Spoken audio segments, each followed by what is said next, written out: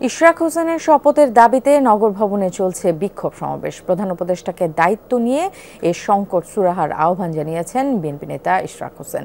সকালে নগর ভবনের সামনের কর্মসূচিতে যোগ দিয়ে তিনি এই আহ্বান জানান।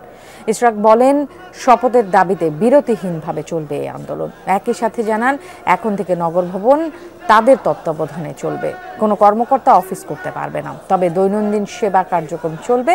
এ সময় তিনি অভিযোগ করেন, স্থানীয় সরকার উপদেষ্টা আসিফ মাহমুদ সজীব ভুঁইয়ার অপরাজনীতির কারণেই এখন পর্যন্ত শপথ হচ্ছে না। সরকারকে যত দ্রুত সম্ভব শপথ অনুষ্ঠানের ব্যবস্থা করার আহ্বান জানান তিনি।